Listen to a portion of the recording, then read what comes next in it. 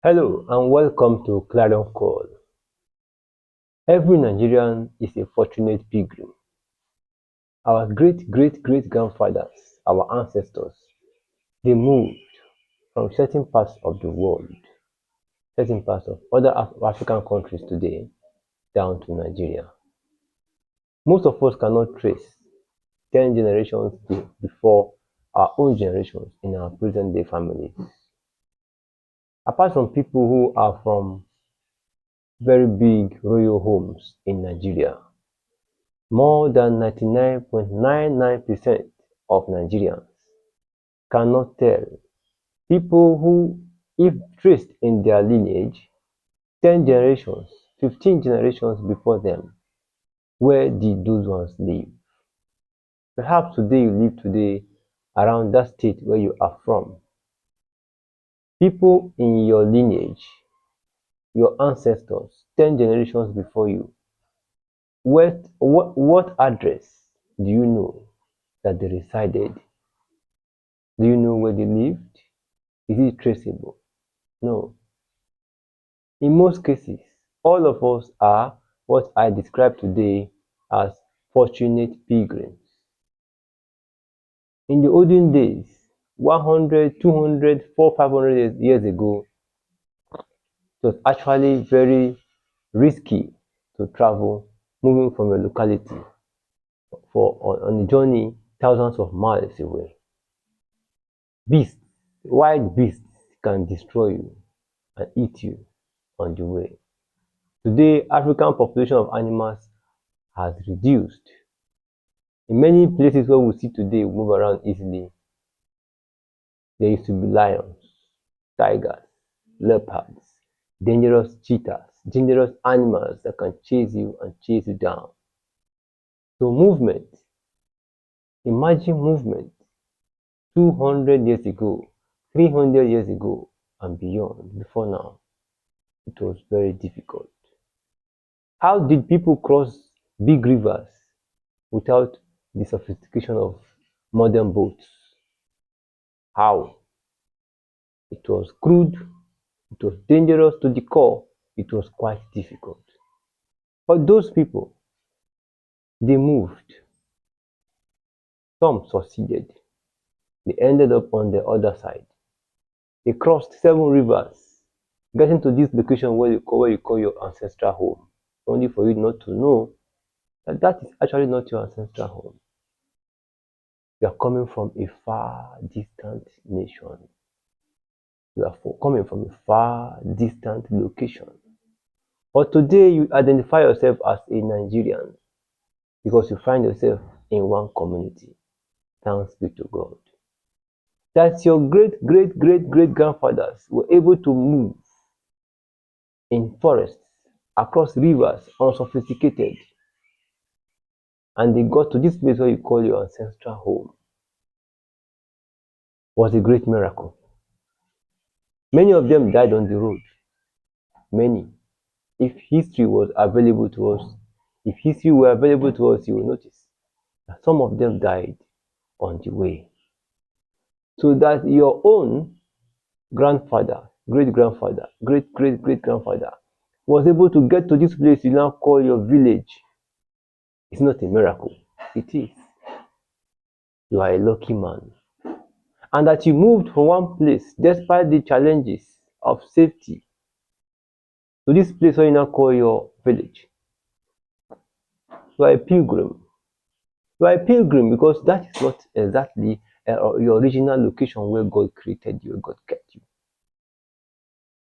That's how I began this story.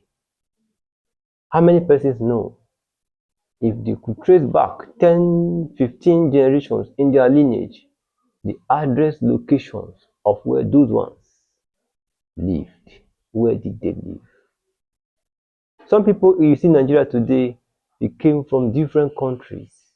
Some from distant East African countries, some from North African countries, some from even Southern African countries. If you have traveled to different parts of Africa, you will see names that look like Nigerian names. They are not coincidence, brother. The truth is, we were once together. At a time, some people left those locations to this place wey we now call our home. You and I are fortunate pilgrims. We meet on the streets of Nigeria. We meet on the farmlands of Nigeria. We should not fight. Because since the formation of Nigeria in 1914 down to independence in 1960 and to this present day in 2025, there has been one issue, the issue of bickering. Go and check the meaning of bicker, the word bicker. Use any dictionary you like to check it. Arguments over petty things. What does not matter. That is what Nigerians have been arguing over since 1914. What does not matter at all. What does not carry weight. What carries weight is what should we do, how should we focus on those factors, those things that unite Nigeria. Nigeria is by no means a product of an accident, as some believe. Nigeria is a divine call. It was ordained by God. Whether you agree with me or not, it doesn't concern me. Nigeria is a product of divine orchestration. That's why many believe that a day will come when Nigeria will dissociate, divide into different parts. It will never happen. Mark this video, keep it for 100 years. It will never happen. What will happen is few who believe that Nigeria will succeed, because there are many more people believe that Nigeria will not succeed. Both people living in Nigeria today and people living outside Nigeria. So the people who believe that Nigeria will succeed, they will continue to move it forward. The people who don't believe that Nigeria can succeed, they will be onlookers for a while. And God knows how long they will be onlookers. Focus on things that unite Nigeria. At times you see Nigerian young men or at times young women playing sports, basketball, football, and you see them do very well at times. How do Nigerians feel? At last, we feel united. We feel one. That spirit of oneness that you see these footballers display, representing Nigeria, display on the field of play, that is the only way Nigeria can survive and succeed as a country. Nigeria is not supposed to be outside of G20, the 20 biggest economies in the world. If you ask me, I will tell you that Nigeria is a G7 nation by birth. The way God created us, we are supposed to be one of the 7 biggest economies in the world, year in, year out. Some more careful analysts will say Nigeria is supposed to be at least in G20, but I say G7 and not a member of G77, if that ever exists as a committee of nations.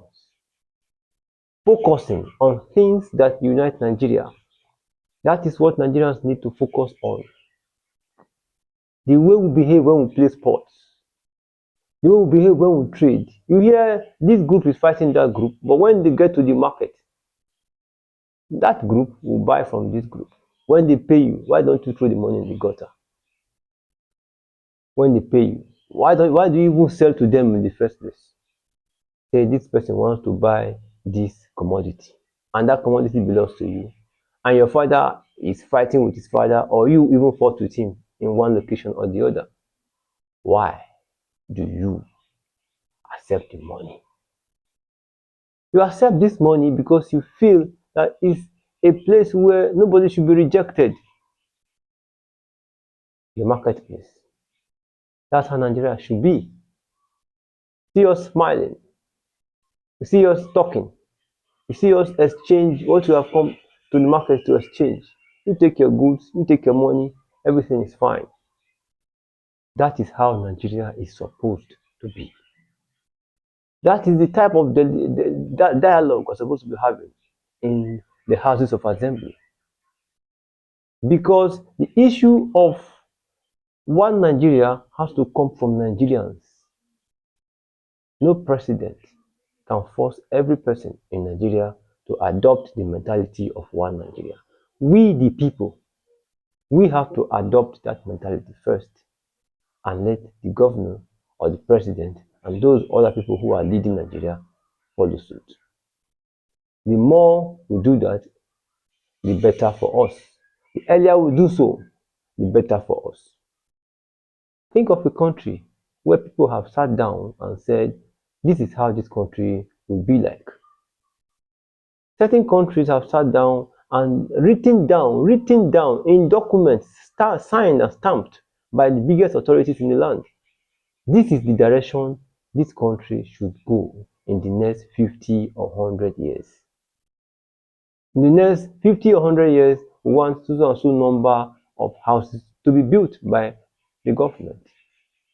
In the next 50 or 100 years, we want so and so number of primary schools, PSCs, secondary schools to be built in so and so locations in Nigeria.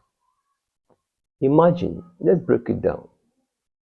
If your state, the people that matter in your state have sat down and said, this is how this state will be like in the next 50 years because of so and so targets, goals we want to achieve. We want to have a certain number of primary schools, we want to have a certain number of secondary schools, we want to have a certain number of primary healthcare centers, general hospitals, we want to have a certain number of libraries, we want to have a certain number of these modern equipment. We want to make sure that every person in this state drinks pipe-borne water in the next 50 years. We want to make sure that this. So when you itemize all these things and you agree to do them, you also agree that any governor that takes the helm of affairs in that state, that governor, you write down what he is supposed to do.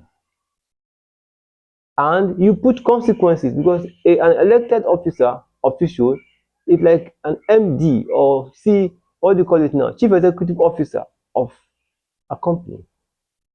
You don't come as the Chief Executive Officer, even though you are the number one ranking officer in the working class of that company, you are not the board. We, the people, we are the board. We decide who is the chief executive. We decide who is the managing director. By the time your governor knows that he has been appointed in a pattern to follow written down agreements of how that state will be in the next 50 to 100 years, and a timeline has been set. We have not said a blanket statement, no. In the next 5 years, this is how we want to be. In the next 10 years, this is how many schools and so public amenities we want to have. In the next 10 years, we want to have pipe-borne water access to this proportion of this state. In the next 10 years, government must have built housing for certain proportion of this state. If they set that target for you and they say in the next 5 years, it means government is going to build 1,000 houses. And you go and spend 4 years and perhaps 8 years and you build only 10 houses. You see, you failed the test woefully and you should be punished severely. Whatever they agree in that state or in that country that it should be so as per the punishment that should be given to that defaulting officer, that defaulting chief executive, that punishment should be meted to you. Because they didn't go to call you from your father's house, you only volunteered. And if you volunteer wrongly, you know the consequence. When they say their governor is not going to be on salary, it's going to be only on certain reward system defined by them. It is their own. Some countries, they don't pay the people they employ in government in terms of paying president, paying the ministers, paying the House of Assembly members. No, they give them tokens. They tell you what they want to give you. Perhaps as a parliamentarian, they tell you what they pay you per sitting in the house. So you don't come to their place and just be drinking whining at home. No. The day you come to the parliament house, the day you come to the House of Assembly or whatever they call it, the House of Parliament, you sign. You sign. Those signatures will be collated.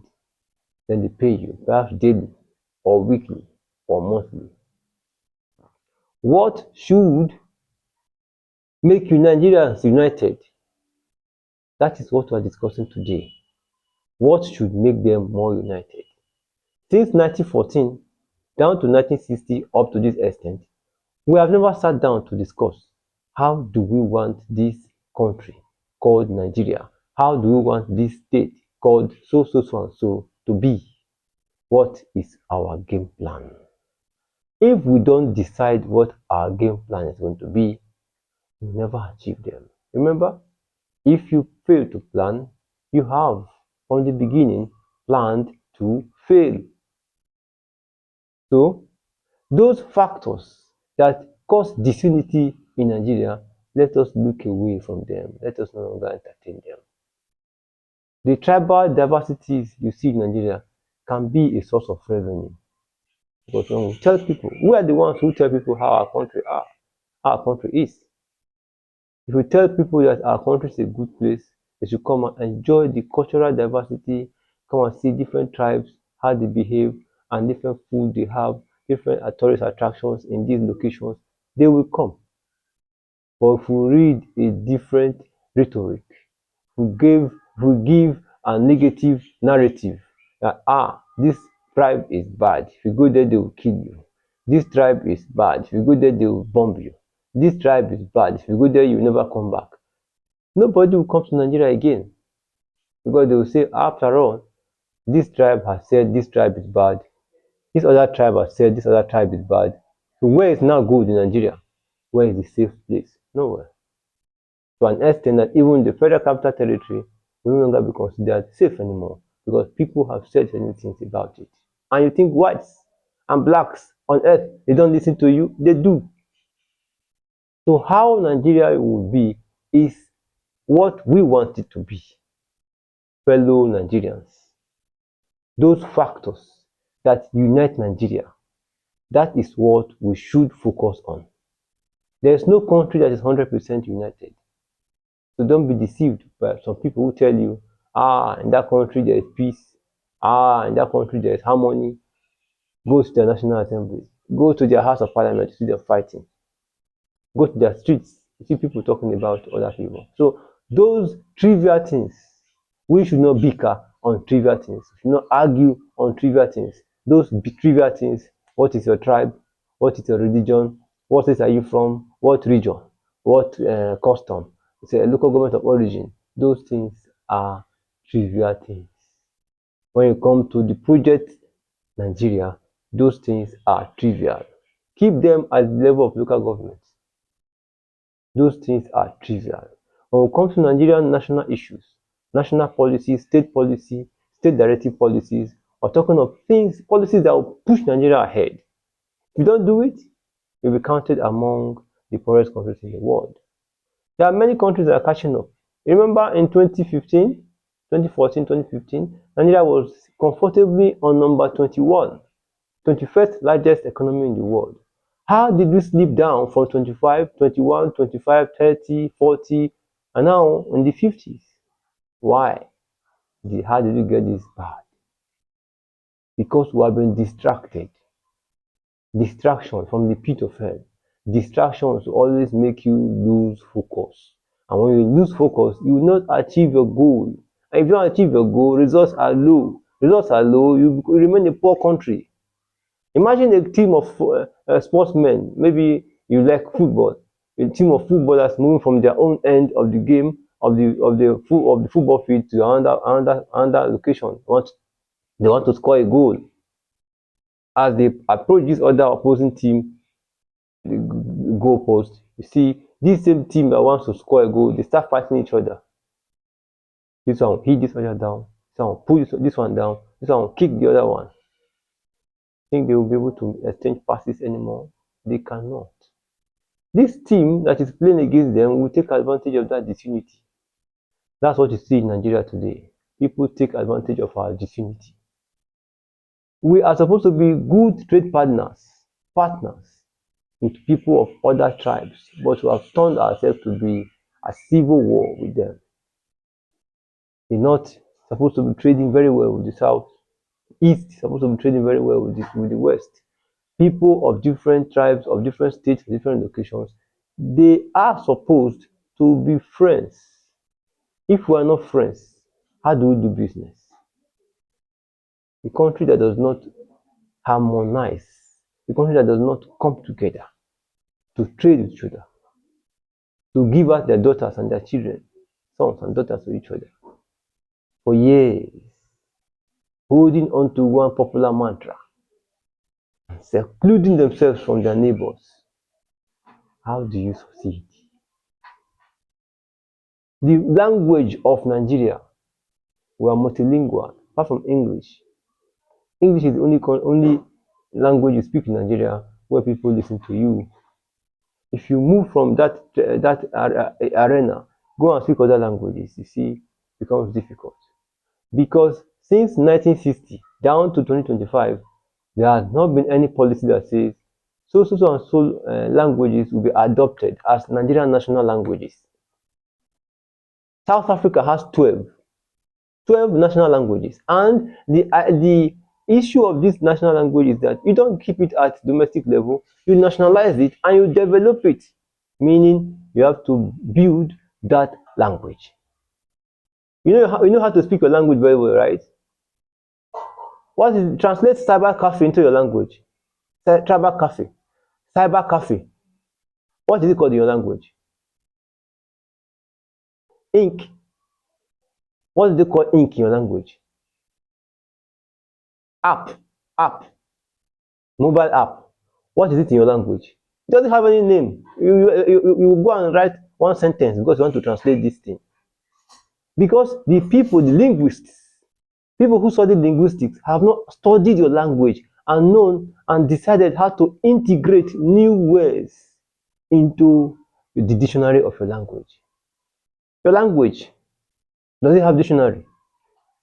I think there are only three languages in Nigeria. Only three languages in Nigeria that have dictionary.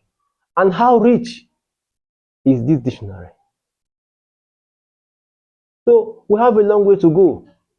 Nigeria has to sit down and decide. Language is one tool that brings people together. It unites the people. When we speak the same language, we move in one direction. Have you realized that language can unite a people? Then adopting national languages in Nigeria will be good. How about this policy? Everywhere you find yourself in Nigeria, one of Hausa, Yoruba, or Igbo, the one that is closest to your language, you will not learn it in primary and secondary school. So if you are from Southeast and South, you will not learn Igbo. Rather, you compulsorily learn Yoruba and Hausa in primary and secondary school. If you are from the rest of North Central, Northeast, Northwest, you will not learn Hausa in the school. You learn it at home.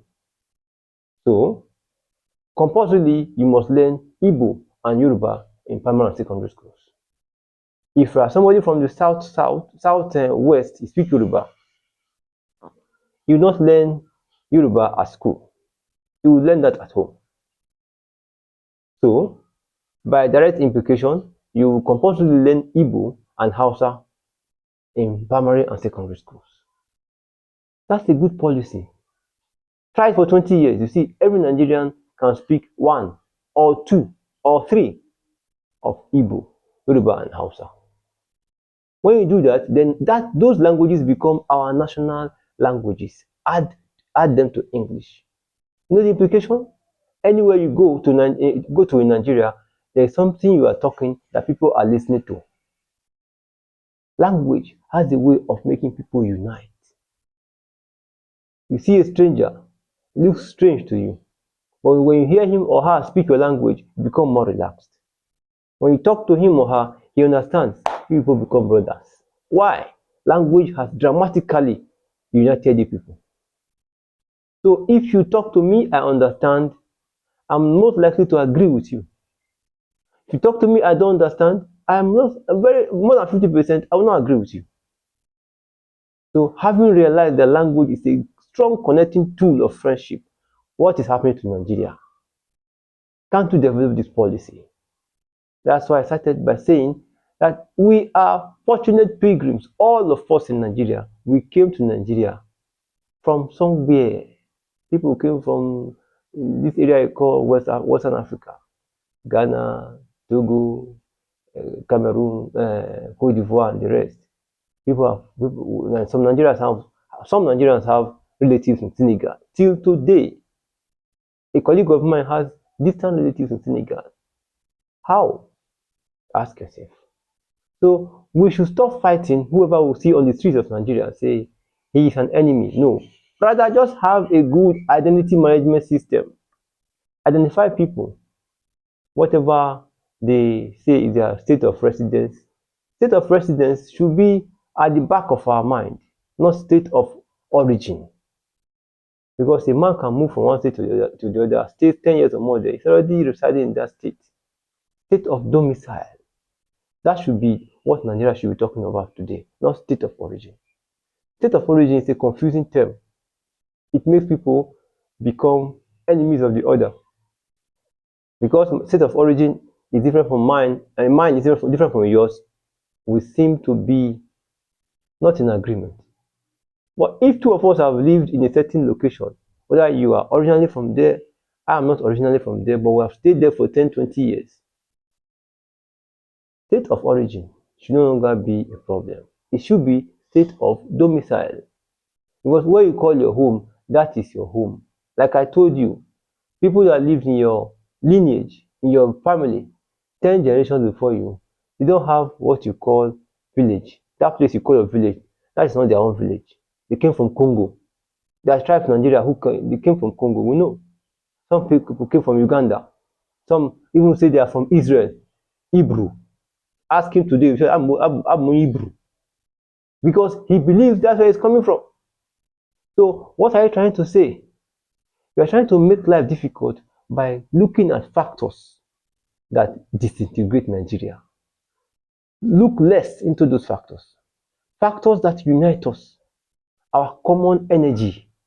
Our language we should develop. Oneness for Nigeria. Live in the same community.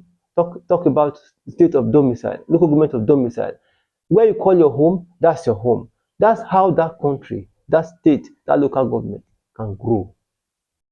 If you don't adopt that lifestyle and you keep on sticking to this pattern of local government of origin, state of origin, Nigeria will not survive that direction. So let us look, brother, let us look, sister, into those factors that unite us and look less, stay away from those factors that disintegrate Nigeria. Thank you. This is the platform called Clarion Call. Full name, Clarion Call for Good Governance in Nigeria. How do you talk of good governance? How do you wish for good governance when you are not united? It will not come. You have to be united as a people. Not fake unity, no. It has to come from your heart. You have to make sure that you are united. You know, when we say two of us, let's face one direction, let's do something together. You bring your hand, I bring my hand, all hands must be on deck. If you are faking it, I will know. If I'm faking it, you will know. But when we say all hands must be on deck, and it's surely so, then progress is around the corner. Have a nice day.